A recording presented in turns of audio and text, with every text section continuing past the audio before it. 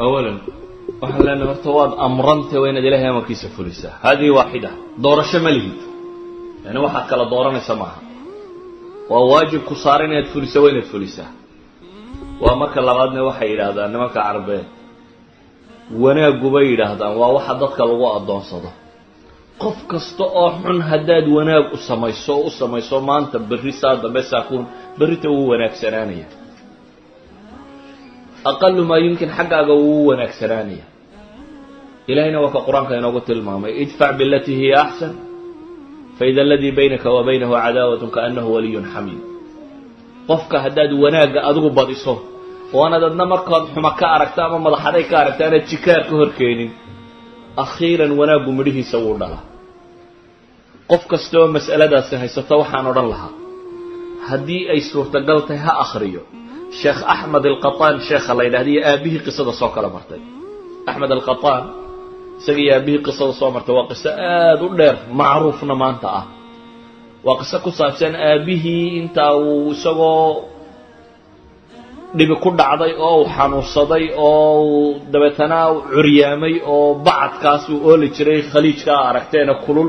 oo qolo mubashiriin ay qaadatay oo ay dawaysay oo islaamka iyo dadkaba ay necbaysiiyeen oo fogeeyeen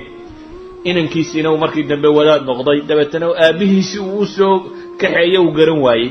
wax kastana uu isku dayo odaygu madaxday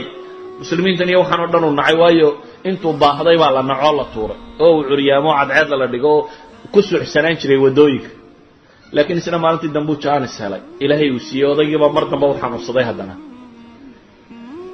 markuu qisada ka sheekaynayo runtii haddaad akhrido waad ooyeysa isagoo sheegaya saxaabadiisa inuu saxarada kaga guri jiray labadiisa saxaab inuu saxarada kaga qaadi jiray yacni qisadaa haddaad akhrido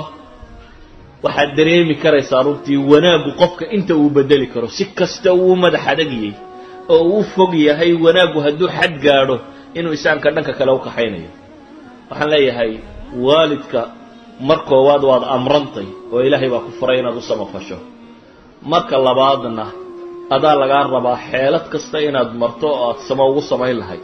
haddii adiga dhaganuglaantaada iyo wanaaggaagu ay u badatana si kasta uu qallafsan yahay inuu kuu soo dabca la arki doona